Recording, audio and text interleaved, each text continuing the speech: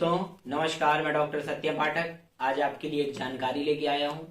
आप लोग जानते हैं कि जैन मुनि आचार्य श्री विद्यासागर जी महाराज, जिन्होंने अभी कुछ समय पहले ही समाधि ली, तो समाधि लेने का कारण क्या था और उनकी जो ये समाधि हुई है उसमें उनकी बॉडी में क्या रिएक्शन हुई है और किस कारण से उनका निधन हुआ, इसके बारे में आज मैं आपको विस्तार पूर्वक बताऊंगा।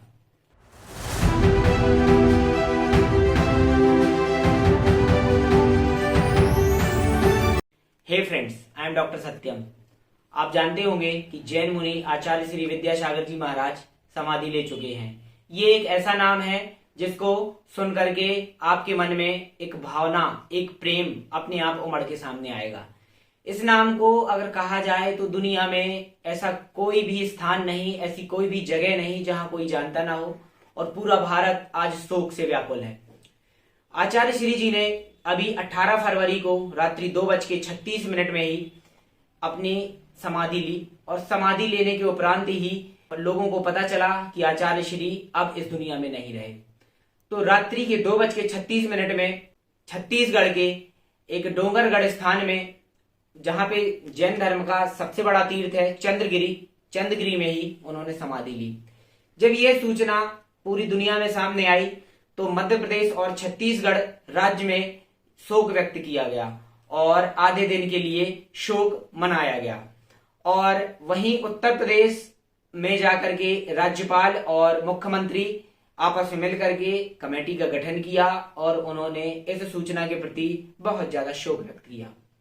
आचार्य श्री की अगर बात की जाए तो आचार्य श्री ये पहले से जान चुके थे, उन्हें पहले से समझ में आ चुका था कि अब धरती में उनका समय समाप्त हुआ। इस समय आचार्य श्री तकरीबन 77 वर्ष यानी 77 ईयर के हो चुके थे। आचार्य श्री को यह आभास हो चुका था कि अब उनका अंतिम समय आ चुका है, इसलिए उन्होंने अपना संपूर्ण पदभार है अपने दो प्रिय शिष्य को पहले से पदभार दे दिया था। पहला नाम है आचार्य श्री समय सागर जी महाराज और दूसरे हैं योग सागर जी महाराज। इनको 6 फरवरी को ही उन्होंने पहले से अपना पदभार दे करके अपने सारे भारों से मुक्त हो चुके थे। आचार्य श्री ये पहले ही उन्हें समझ में आ चुका था कि अब उनका समय जा रहा है। इस कारण से अभी 2 से 3 दिन पहले ही उनने संलेखना, एक तरह की क्रिया है, उसमें वो अपने आप को लीन कर चुके थे। संलेखना की क्रिया के लेते ही 2 या 3 दिन बाद उनका निधन हो गया।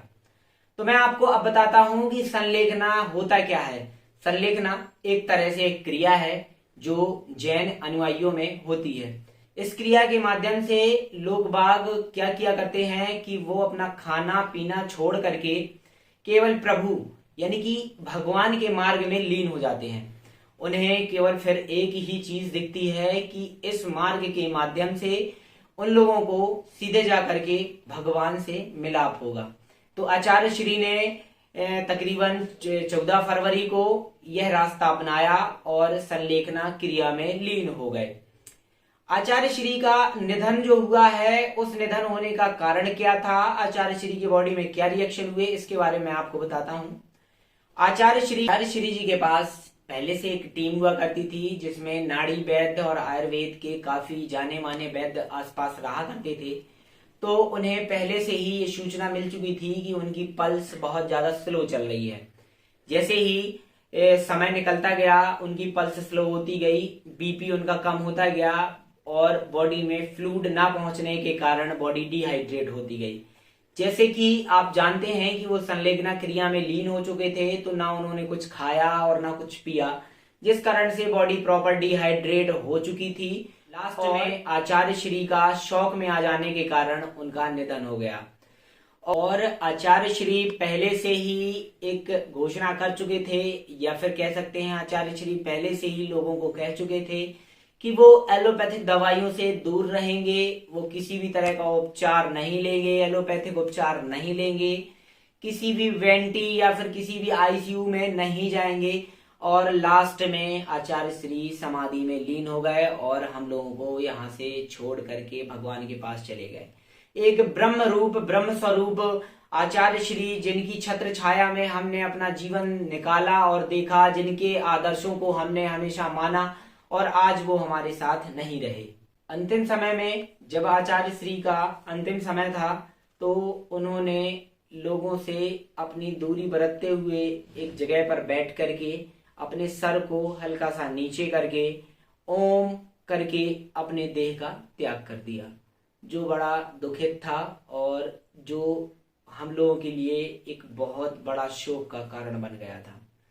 आचार्य श्री की उपाधियों के बारे में अगर बताया जाए तो उनकी उपाधियों का तो कोई मेल नहीं। आचार्य श्री से अभी तक 500 से ज्यादा लोग दीक्षा ले चुके हैं। आचार्य श्री के जो खास शिष्यों में अगर कहा जाए तो हमारे प्रिय प्रधानमंत्री नरेंद्र मोदी जी भी आचार्य श्री के परम शिष्यों में से एक हैं और वो अपना आचार्य श्री को बहुत अच्छा और बड़ा गुरु मानते हैं। हाल ही में अभी 11 फरवरी को आचार्य श्री को गिनीज वर्ल्ड ऑफ रिकॉर्ड में भी लिया गया, जिन्हें स्वयं ही ब्रह्मांड के भगवान के नाम से ही जाना गया। उन्हें एक बहुत बड़ी उपाधि दी गई जिस उपाधि का नाम था ब्रह्मांड के भगवान। उन्हें साक्षात भगवान स्वरूप ही माना गया था। आचार्य श्री को कई भाषाओं का ज्ञान था, जिनमें हिंदी, संस्कृत, मराठी, अंग्रेजी ऐसी कई भाषाओं का ज्ञान था और ऐसी बहुत सारी किताबें उन्होंने लिखी हैं जिनसे लोगों को जीवन भर ज्ञान का रास्ता मिलता रहेगा। उनका जो संपूर्ण जीवन है वो देव जगत कह सकते हैं, जन जन के लिए था। उन्होंने जीवन में सुधारक के रूप में काम किया, लोगों को बहुत ज्यादा सिखाया और समझाया, जो हमेशा ही समाज सुधारक के रूप में सामने आए। हमारे गुरु जो आज नहीं रहे उन्हें हमारा शत शत नमन। ओम शांति। मेरा आपसे एक ही अनुरोध है कि आप लोग आचार्य श्री मेरे परम गुरु जी को आप 2 मिनट का मौन साधना के साथ उनकी आत्मा को शांति के लिए 2 मिनट का मौन व्रत करें। थैंक यू दोस्तों, ये जानकारी आप लोगों पे पहुंचाइए और आचार्य श्री के गुणगान के बारे में बताइए और अपने बॉडी को स्वस्थ रखने के लिए आप 10 मिनट का योगा जरूर करें। 10 मिनट एक्सरसाइज बहुत ज्यादा जरूरी है आपकी बॉडी के लिए और मन की शांति के लिए एक पाठ गीता का जरूर पढ़ें। वीडियो अच्छी लगी हो तो वीडियो को लाइक करें, चैनल को सब्सक्राइब करें and hit the bell icon. Thank you so much.